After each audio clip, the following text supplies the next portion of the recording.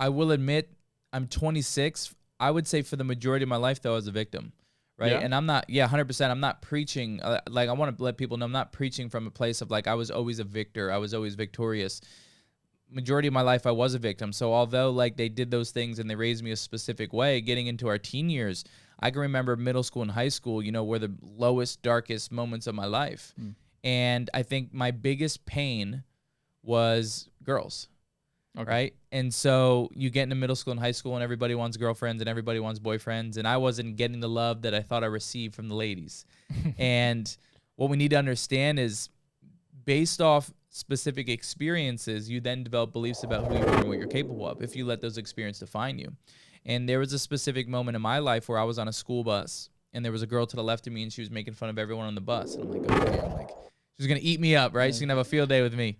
And she looked me in my eyes. I'm about 13, 14 years old. And she said, Nick, I don't even have to start with you. You're already too messed up anyway. Look at your body. And she left it at that. And I was like shocked, right? Like, what do you do as a 13, 14-year-old boy and this girl makes fun of you? And because of that specific experience, I developed beliefs about my body. Like, oh, I am disgusting. I started to believe it. Fuck. Like, I am disgusting. Girls don't like me. I'll never go to my junior prom. I'll never go to my senior prom. I'll never have a wife.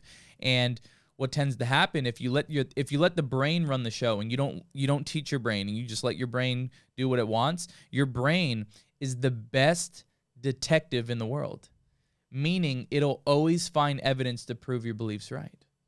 That's why you have to have really good beliefs or else you're screwed. Yeah. Right. And so if I have a belief that girls don't like me, I'm going to find every small piece of evidence or create it. It may not even be real. You'll auto-sabotage yourself. 100%. It may not even be real, but I create the scenario to prove my belief right. And so my belief was like, oh, this body's disgusting. I'll never have a girlfriend. I didn't go to my junior prom. I didn't go to my senior prom, all because of these specific experiences. And now that there's a few things I want to cover on this. If I could go back on that school bus, I wish I could hug that little girl. Now that my awareness is expanded, I've evolved, right? I'm elevated, I ascended. That little girl must have been hurting so bad.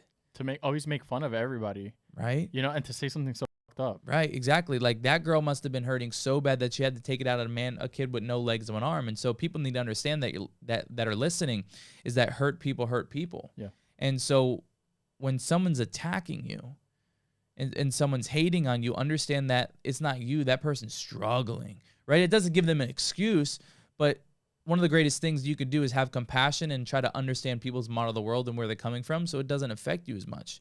And so that pain of girls was my leverage, right? And if you talk about change and transformation, humans will change for two reasons. They'll change for pain or they'll change for pleasure. But humans will always run away from pain faster than they run towards pleasure. That's why we don't start going to the gym until your doctor tells you you're fat. You don't leave the relationship until someone hits you, you get emotionally abused. You don't leave the job, listen to this podcast, start a business until you're at rock bottom and your boss, fires you or it says something that you just hit your pain threshold. Everybody listening right now can think back to a moment in their life where they hit a pain threshold where they said, that's it. I'm done. I'm done tolerating. Right? Yeah. I'm done.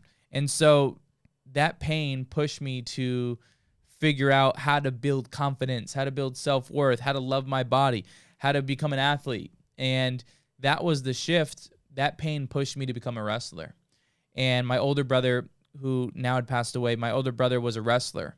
And I always wanted to be like my brother. And all my best friends are wrestlers. And they were like, Nick, why don't you try wrestling? And I was like, my arm, I can't my arm. And they were like, what do you mean by that? I was like, well, my arm's, the bone is growing faster than my skin. It's super sensitive. And if I hit my arm hard enough, my bone would have came through my skin. And solution-oriented Nick was like, oh, I have an idea. And so I came home one day and I sat both my parents down. I said, Mom and Dad, I want to become a wrestler. And they're like, absolutely not. What about your arm? And I was like, can we cut my arm off? And they're like, what do you mean cut your arm off? I was like, I don't know. Doctors can do some crazy things. Like, can we amputate my arm? Can we do something about it? And how old are you? I was 15.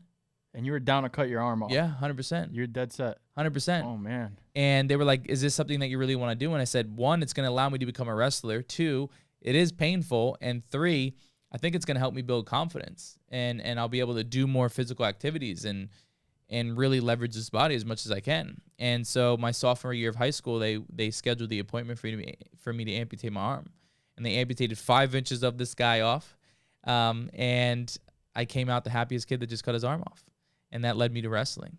But I don't know where you want to go with this because I'll keep talking. No, keep going. Keep right? going. And so I go back to school, cut my arm off, didn't tell anyone I was doing it. And they're like, Nick, what'd you do? I was like, I cut my arm off. I'm going to become a wrestler. And there was a percentage of people that supported, and there was a percentage of people that hated. And what we need to understand in life is Hated because they thought you made a bad decision cutting your arm, or like, oh, you can't become a wrestler. Like, let's be realistic, right? Like, I get you cut your arm off, but like, Nick, like, but still, yeah, but still, you can't do that, right? And we need to understand there's always going to be haters and naysayers, right? There's always going to be people that throwing stones, but you need to understand that people are always throwing stones up.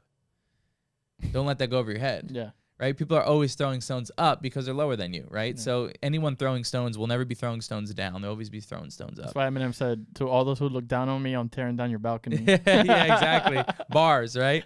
And so I went ahead and I became a wrestler, and I became a varsity wrestler my senior year. And to tie this up is, one, the pain, leverage the pain in order to change, right? Had that transformation, which, by the way, you don't have to wait for pain to change. A lot of you listening right now, you don't need to wait until it hurts bad enough. Like, change now. Start implementing now. Like, don't wait for the pain. The other thing is, I was looking for the secret sauce. And what I've realized the secret sauce is confidence. Mm-hmm. And they're like, oh, well, that's kind of cliche. Well, the bottom line is you will never make more than you think you're worth.